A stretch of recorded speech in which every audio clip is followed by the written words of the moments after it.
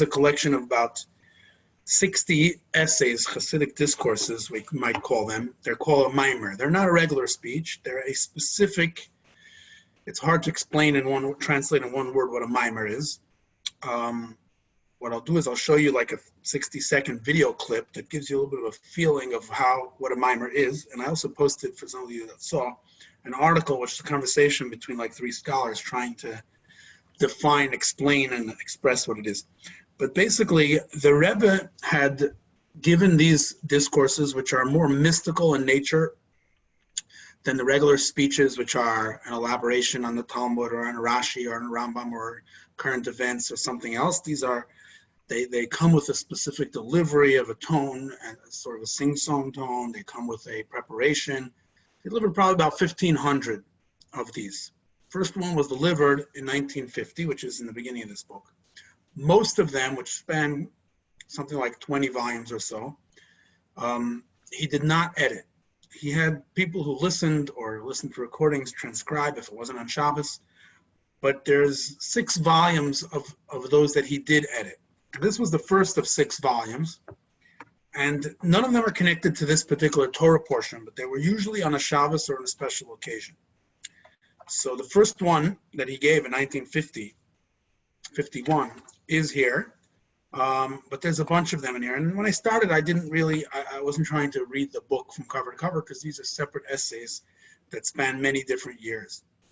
But at one point, I decided to start marking them off and said, let me make sure that I covered all of them. So just recently, I finished it, and I'm finishing it now with you guys and celebrating that.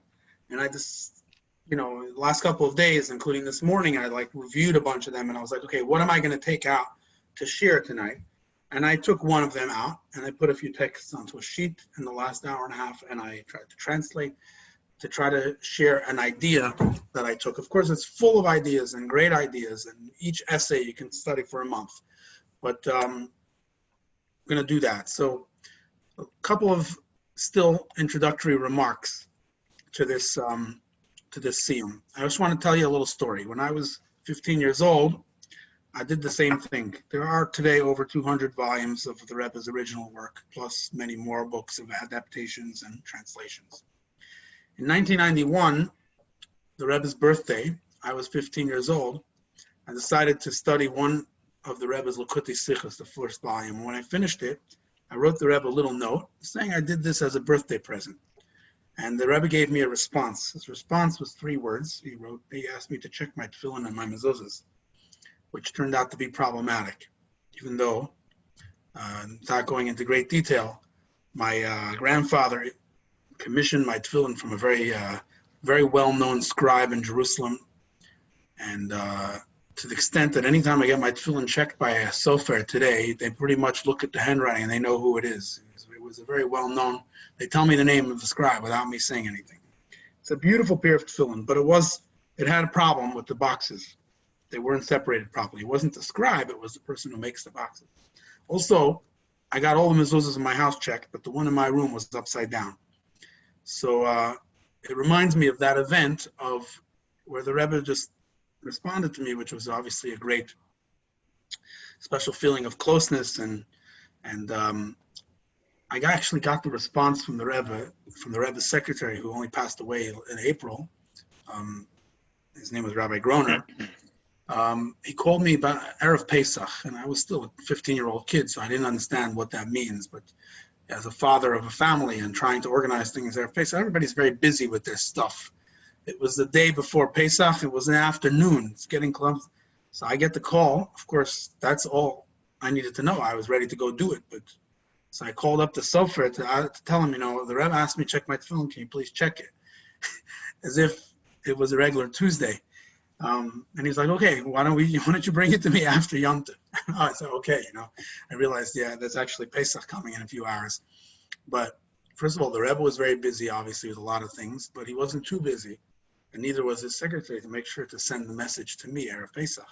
But for me, it was Erev Pesach, but this is all I had to do right now. Everybody else was getting ready for the Seder, and this is what I had to do. So I, thought that the Sefer was going to obviously say, come over now and bring it over. But it was a moment that I had to snap back into reality and realize that, there's other things going on. So anyway, that's another time that I had the opportunity to do this as a gift to the Rebbe. So I'm doing this now as a preparation for the Rebbe's yard site, because obviously studying the teachings of a tzaddik really connects you with the tzaddik in the greatest way. It's the greatest intimacy that you could have, the greatest bond. And I'm doing this as a preparation for Gimel Tammuz, the 3rd of Tammuz, which is next Thursday. Now, every Maamar begins with a pasuk, usually with a verse, and then it goes off to elaborate. And very often, after asking a few questions about either a verse or a statement of the sages in the Talmud or in the Midrash or something, it'll go off and say, well, after I asked you all these questions, in order to understand this, let me ask you a question about something different. And it would go off entirely. Most Maamarim will go off on a totally different topic before returning to answer the original questions. Really, I can give a whole class about what a Maamar is in many classes, but I'll suffice to say with that from the Rebbe we heard over 1,500 Maamarim, but only 6 of those volumes are edited, meaning that they are checked by him, and this is, like I said, one of them. So today, I'm going to share with you one of the Maamar, a quick little video clip. Let's share the screen so that you can watch just what it's like. One of them that I actually recorded. Here we go. If you look at the demeanor of the Rebbe, you can see the screen, right? Yep. I can't hear or see anybody, so. Yeah, we can see the screen. Yeah, okay, good. You can see that his face, his eyes are closed, he's sort of looking down. This is not the regular talks that he gives. It's a segment in a farbrengen of multiple talks that usually has a Maamar. So this is the article of the conversation. I don't know if you guys had a chance to look at it, but there's a short video clip here that I'm going to share. You can see that you could hear the tune as a preparation. Chassidim rise.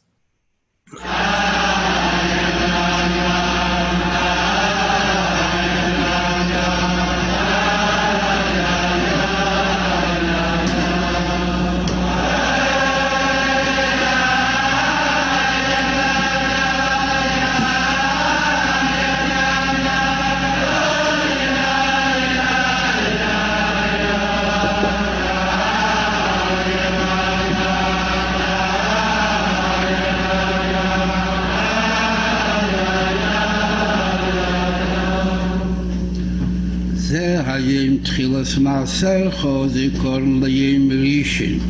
Noch is be mamshir kelchik leisoil hu mikvod lelekiyanki.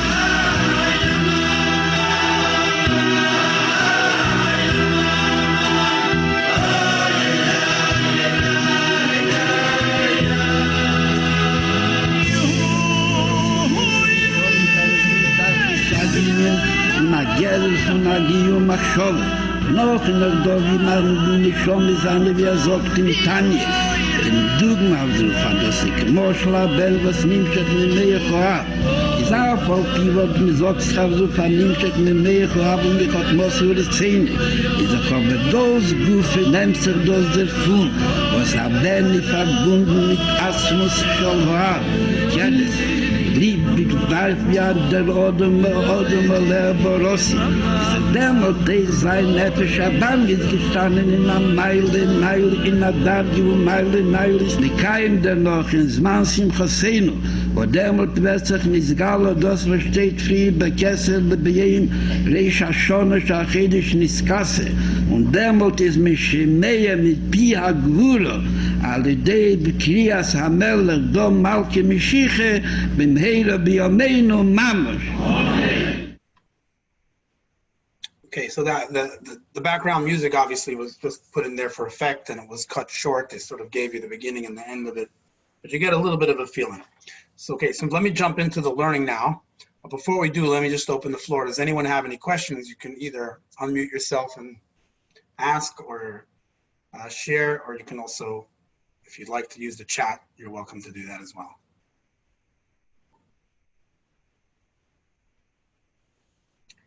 Okay, no questions? So I'll move on. I'm going to share with you the screen of the text sheet.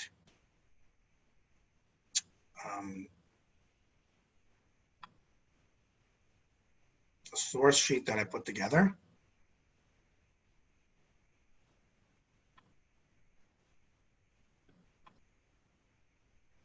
Sorry, this is a full screen.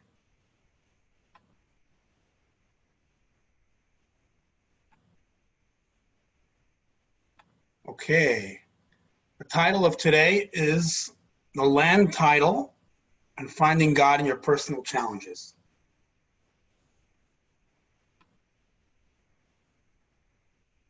I would like to see your faces while I'm also looking at the text on the screen.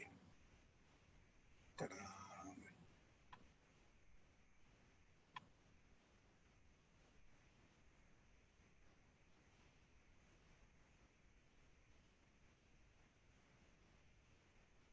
Is there a way to do that? No? Sorry, what are we trying to? Is there a way for me to have faces on the side of the screen? Oh, video panel. Okay, good. I got you. I got some faces here. So I know this is still at least one person that didn't log off, and I'm good. You know? All right. Say, I don't know if you can see the screen, but this is based on, can everyone see the screen? If not, try to follow the link that I shared in the chat. I have the screen. Okay, this is based on Chumash Bereshis, the beginning of the Torah. It starts with a simple Rashi commentary on the first verse. And it's an opening, perhaps a very famous one. And it deals with the challenge that the nations of the world have with the Jewish people on the ownership of the land of Israel. Of course, one of the things that Chassidus does a lot is it takes those sort of stories, global things, and makes it personal.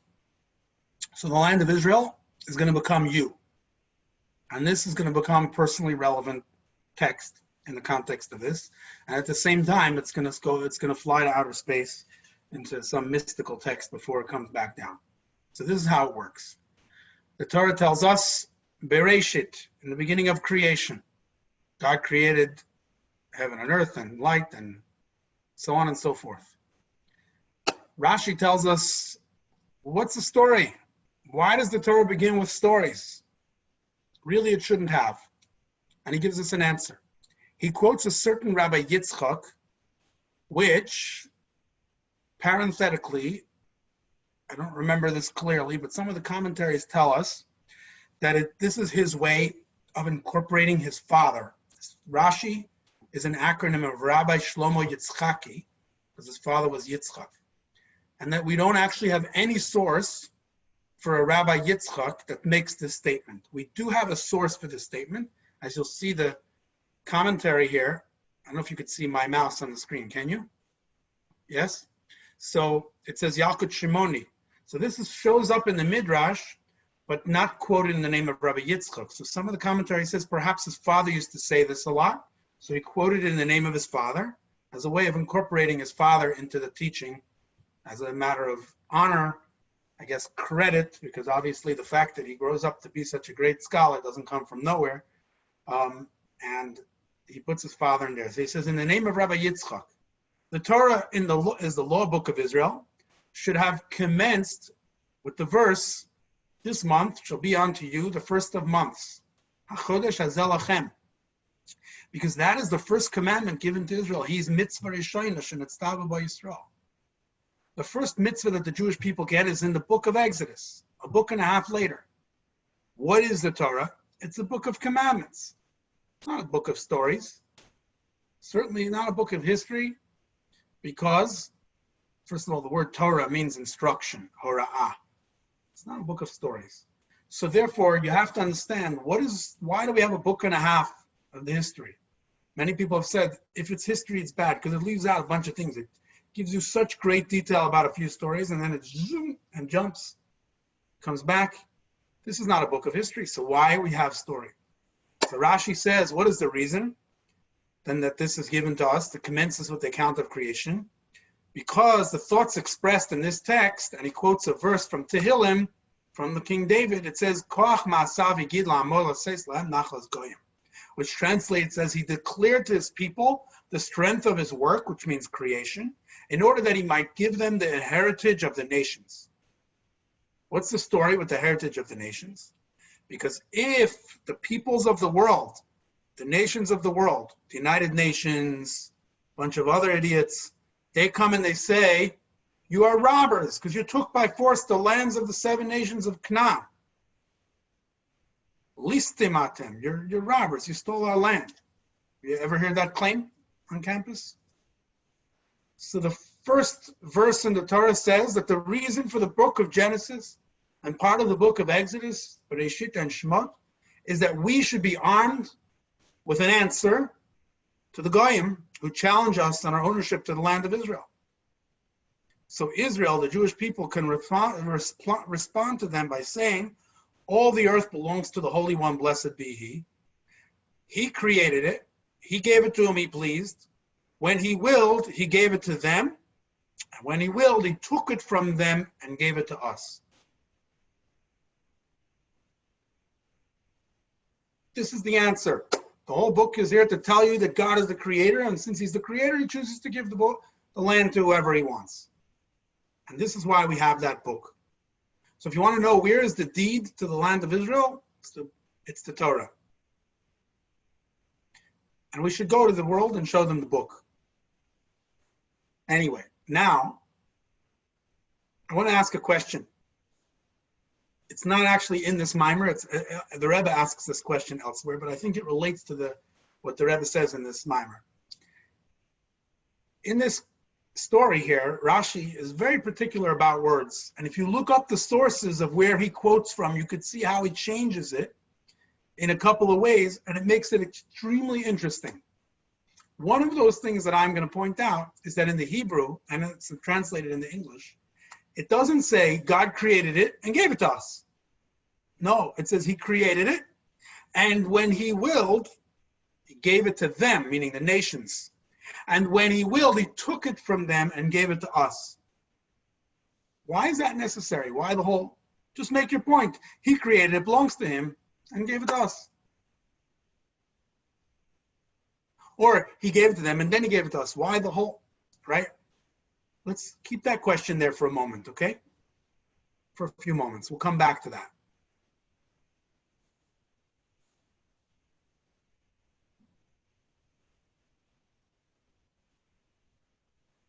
Anybody have any questions about this text that we just read? Thoughts, comments? Good. Okay. Now, let's continue. We're going to look into a book of Kabbalah. This book was written by a disciple of the Mahari Srug, Rabbi Yitzchak Srug, who was a disciple of the Arizal, Rabbi Isaac Luria. The book was printed in the year Tav Ches. Tav Ches corresponds to 370 years ago. Make that 371. Okay? What year is that on the calendar?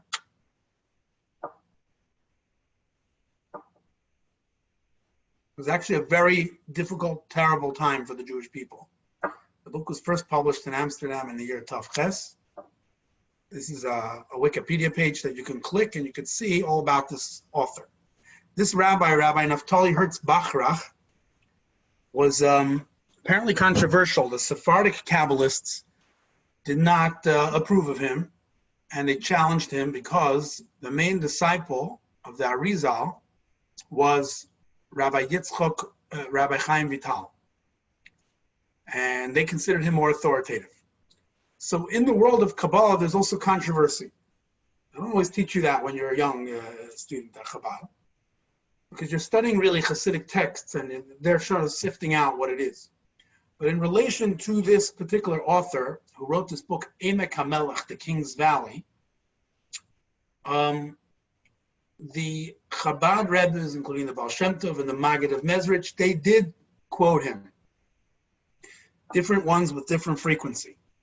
The Rebbe had said that the beautiful thing about his book is that he brings a source in the writings of our sages, Chazal, for everything that he writes about, which is not always so common in Kabbalah. And basically, the Chabad Rebbe's felt that because of the Baal Shem Tov had a direct line with Achia Shalom, he knew which things were authoritative, which things were okay to take from there in terms of the Kabbalah. So despite the challenges I think they take very seriously the challenges of the Sephardic Kabbalists against this author, but they still feel that, they don't just feel, but they feel very confident in citing the sources that the Chabad Rebbe's, according to their tradition of Kabbalah, have taken from his texts. I'm just sharing that parenthetically. Came up in my research of this author. So what does he say? I don't actually have the book. I didn't cite the original source, but I cited others who cite him, which I think is sufficient. He draws a pretty commonly known Kabbalistic teaching, but I put the words down in the text there and I translated it to the best of my ability, and I even drew a diagram for you. Okay? Let's jump into it. The particular source that I pulled up that cites him is from the Rebbe Rashab in the year 1906 on Rosh Hashanah, in his discourse that lasted for several years. Every Shabbos was a continuation. I completed that volume of some 600-700 pages, which is Taf Reish Samach Vav, 1905 it started. So it says in this book, Rabbi Shalom Dov Ber, he says, I'm going to read both the Hebrew and the English because I think it's good to get practice with your Hebrew. As it says in the opening of the book, Emek HaMelech, that the creation of the world came about through a great concealment, a great contraction called the Tzimtzum. Going forward, we'll call it the Tzimtzum, the concealment of the divine light.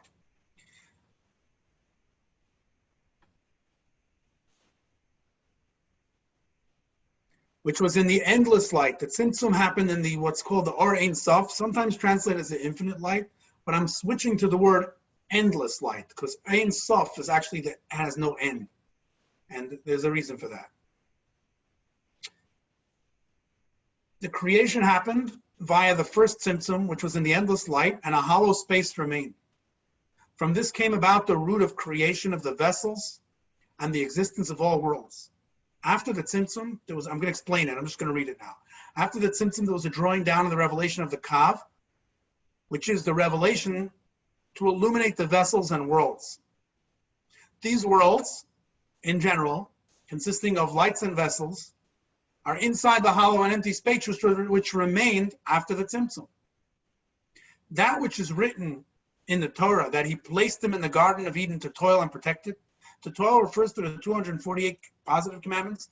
To protect it refers to 365, that's a typo, negative commandments.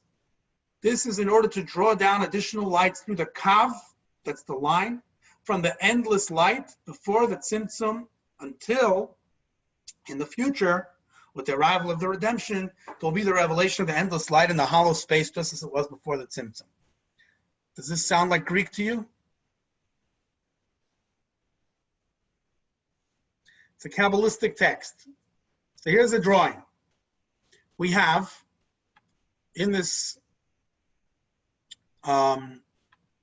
situation, all around here, there's something we call the endless light. Okay? This is an expression of divinity that is infinite, but it's an expression of divinity. It's a light. Light is a word that represents revelation. It is so intense, it leaves no space for another. It leaves no ability for any being to exist with the sense of self, of ego, as if they're independent of God. And it leaves no space for finite to come about because infinity doesn't lead to finite. No matter how many grades you reduce it, it doesn't turn into finite. You cut infinity in half, it's still infinity. Cut it into quarters, it's still infinity. We call this Or Ein Sof, and we call it Sovev. Sovev means around, but the idea for Sovev, it's also a metaphoric term. You might say it's around over here, it's all the way around, or you might say it's all-encompassing. It pervades, it's infinite. Now, what is this Emek HaMelech talking about? He's talking about a tzimtzum. Tzimtzum, right here, the concealment, is a total removal. We're going to use a metaphor. Again, it's only a metaphor of a circle here where God blocks out the infinite light. He holds back. He says, I'm going to take away from a certain metaphoric space the infinite light and create a vacuum. He calls that the hollow space, chalal umakom panui, an empty space. He has two words for it. Okay? Okay, so we have the infinite light that's all around. I don't know if you can see my hand motions, it makes it more interesting. Then there's the circle, which is called the Igul Hagadol, the great circle. He doesn't use that language here. It's not in this quote, but it's in other places. Inside that circle is a void where there's no infinite light. It's rolled back. And then inside that circle, where there's no light, there's a total vacuum, a concealment of godliness. Again, I'm using the word concealment because the Kabbalists debated about whether God removed himself or only concealed himself from that space. The disciples of the Arizal was the one who taught this idea that the Emek HaMelech is telling us is really a communication from the Arizal, from the Rabbi Isaac Luria. His disciples were very divided about whether there was he's referring to a literal removal or not. Many generations later, in the 1700s, the Jews got into big fights about it again. Right now, the fight is settled. They're arguing about other things, more about like current politics and stuff. But the fight is not settled. They don't even aware that there was an argument. But the argument came back, and it came back more viciously.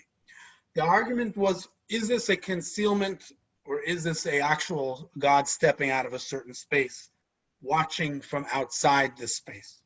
The Hasidic movement, the Baal Shem Tov and his disciples sided with the opinion of the Kabbalists that no, it's only a concealment, it's not an actual removal. But inside this circle here, in this space, God creates the finite world, which he referred to as vessels and this. But how does he do it? He has something called memale, which is the word right there, which means to fill the worlds. It's an expression of God's finite abilities, finite power, and they call it the kav, the line. This arrow is the line, and it's drawing down. It's drawing down from right here. This arrow right here is taking from this infinite space, which is all around here. You see I scribbled a little bit. Everything outside this circle is considered the infinite, but it's taking from there and it's drawing it down, and inside here is the creation of the world. And it's using the word world in plural because it's speaking of many worlds, spiritual worlds, but any kind of finite existence exists in this vacuum space, finite worlds. And it comes through this level called memale, to fill. So let's take a look again for a second on this Kabbalistic text before we go further. What does this Kabbalistic text say? Okay, I got to get rid of all of these annotations.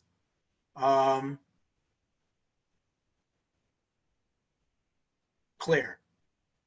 All drawings. Now, we have this text that says that in order for this infinite, endless light had to be removed, there was a vacuum in the middle, and all the worlds, that's where the space came about, that the world could be created. And then he starts to tell us about Adam and Eve. And he says that when Adam and Eve were placed in the Garden of Eden, when God says you should guard and work the land, it means the mitzvahs. And this Kabbalistic text is telling us, what does it mean to do the mitzvahs? Well, actually, the idea of bringing the mitzvahs in is to draw down additional light from up there outside of the circle, bring it back the way it was in this void. What is the idea of the redemption of Mashiach? We're going to finish bringing back all the light. It's going to be light down here, the same.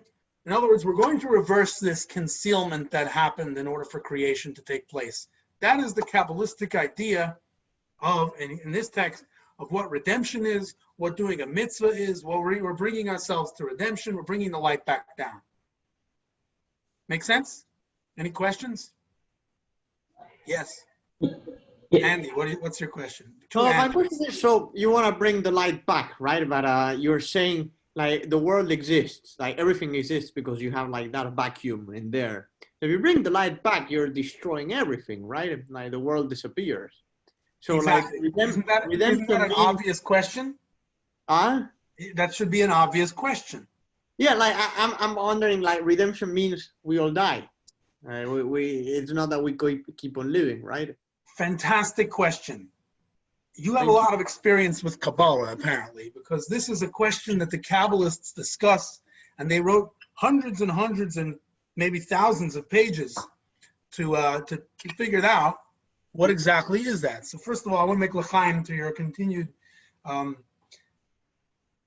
getting it l'chaim. No, I'm happy to be here. I haven't heard your voice nor seen you like since February, I would say. So I'm happy to be here too. I'm happy that you're here. So let me answer your question in a moment, but I think Andrew has another question too. No? yeah. I mean, along the same idea, if we're bringing in, from the finite world, and the idea is to bring in infinite life, as we said earlier, you can't have the sum of a finite bring you to an infinite. So something else has to bridge that gap. No? True. Now I'm going to throw in another question and then try to answer both of them together. The other question is, are we just reversing that which already was? What's the big deal? That's all? I mean, why didn't it just start out that way? So there was a mistake making it, right? Like there was like if you made it in the first place, right? It was like like you're saying, like God created all of this, right? He shouldn't have done it in the first place, right? Like we're clearing up his mess. A little bit of the reverse of the question that you asked, basically. Like, why didn't it, if you're going to do it, it's going to destroy. And if the reason you didn't do it is because it was going to destroy, then how is it not going to destroy now? And if it's not going to destroy, then why did you do that in the first place? Wait, but Rabbi Levi, yes. I can ask you the same question about why in the Torah it says, why is it necessary to say that Hashem gave the land of Israel, he willed to give the land of Israel to some people, then he took it away, and then he gave it to the people who actually accepted it. I can ask you the same question. Why is that insignificant part not omitted? Because they're not the people who ended up with that land. Does it matter? Why do we reverse it? Why is it even say in the Torah that he willed to give it to other people? Why are we even mentioning it? Are we actually reversing it? Or is that something more significant, like Andrew said? Like when you go from infinite to finite, you must have another part of the equation, because when you take something away, I mean, you're still doing addition or subtraction. Someone's still helping you do that. It's a good question.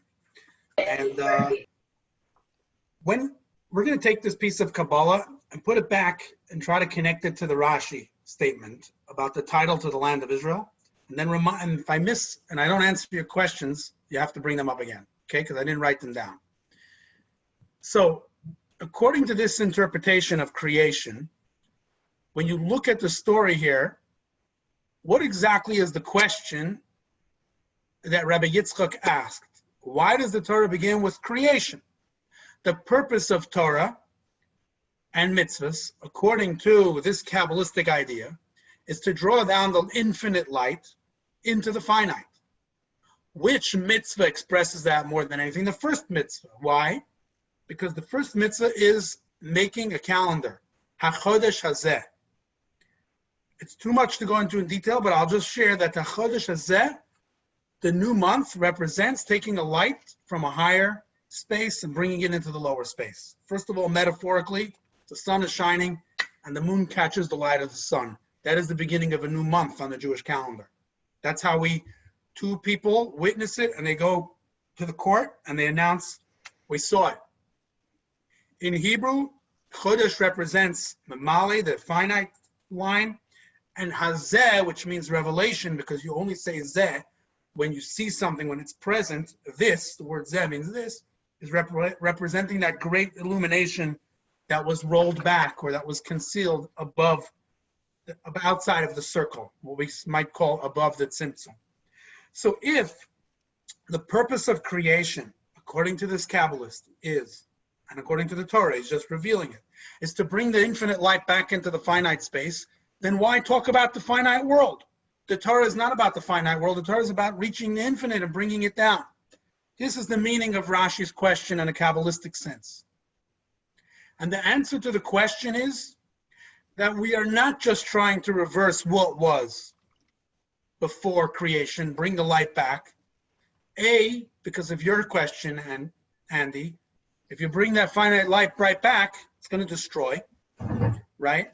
Now, really, the answer, according to Kabbalah, is that because there was the concealment, and there's the kav, and it's a process, you could bring it back in a safe way without blowing everything up, right?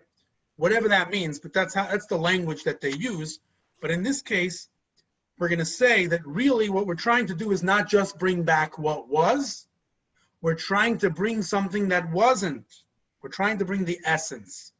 If you go back to this diagram, you'll see there's the finite, there is, which is inside this space, the line.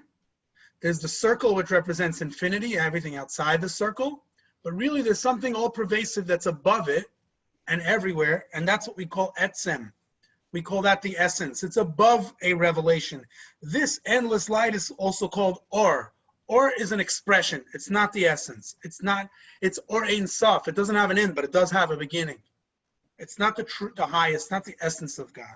We're trying to bring something that's even greater than the infinite light into this space. So we're not just bringing what was here back to what was here. We're bringing something greater. That happens through what? That happens through engaging with darkness, challenges. How so? In this story of Israel, we have to understand that the land of Israel that was occupied by seven nations, these 7 nations represent 7 attributes of your soul. God created us with 10 faculties. 3 of them are intellectual. 7 of them are emotional. When Hashem promised the land of Israel to Abraham, he promised him the land of 10 nations. We only received 7 when we entered the land of Israel with Joshua. Rabbi, I thought it was like 8 with the Girgashi, and then there's 7 nations, but one of them left on their own.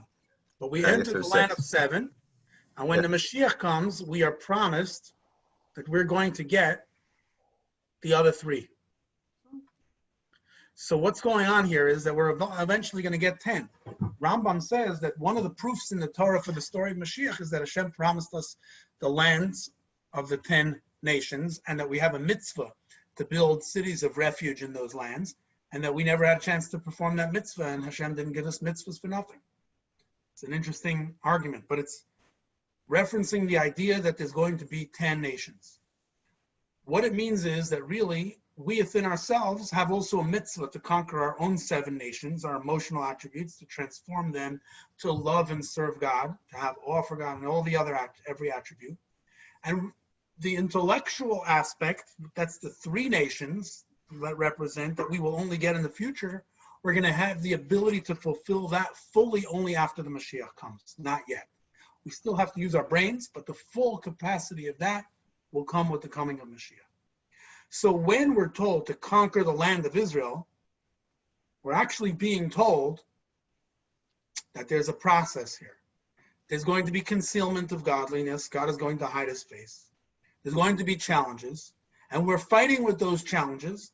But when we look into those challenges and we find God in those darkness, that gives us the ability to bring a much greater, I don't even want to use the word revelation, but bring a greater, the essence of Hashem, even greater than the infinite light, into this space.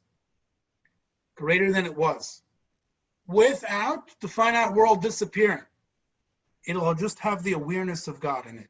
So you'll see everything exactly the way it is, but it won't look separate.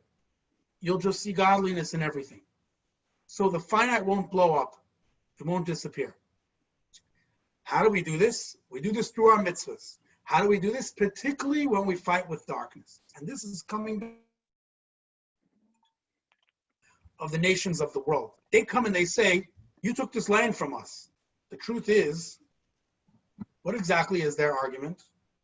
Their argument is,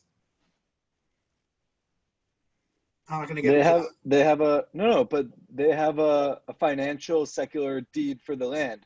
We have a spiritual, non-tangible deed for the land, right? That's where the conflict arises between the secular and financial interpretation of the land of Israel and the non and kind of metaphysical representation of Jerusalem and Israel. Is that correct? I guess you can say that. I can't argue with that. You know, they have a very We're at the strong crossroads. argument because their argument is really every nation holds on to a land, another nation comes and conquers it, and then it becomes theirs. So why, when we conquered it from previous, became ours? When you conquered it from us, that's fine. We conquered it from you, you continue to claim ownership. Get over it, move on. That's the way of the land. That's the way of the world. But we come and we say, even after you conquered it from us, it's still ours. Otherwise, we can come back to them and say, it's not yours either. You conquered it from whoever was there before you. But we come and we say, no, there's a shift that happened. When God gave it to us, he gave it to us for eternity. I know in the modern world, we like to make arguments for the land of Israel by saying, no, we always had Jews there and this and that, and all kinds of, and they're all good arguments. But we come back and say, even when we got kicked out, it's still ours. What gives us the right to make that claim? And we tell them, oh, God. So, but why is it important for Rashi to say this, that, you know what? And for us to say to them, no, he gave it to you, but then he took it away. Why? Because the reason he wants us to come and get it, he wants it to first be in your hands, because he wants there to be a concealment of godliness, and then he wants us to come and take it back. And in our own lives, he wants there first to be a concealment. He wants there to be a space where God is not revealed, and he wants us to search there. The final piece from the Maamar from the Rebbe is right here on the screen. I'm going to read it to you, and we'll end with this.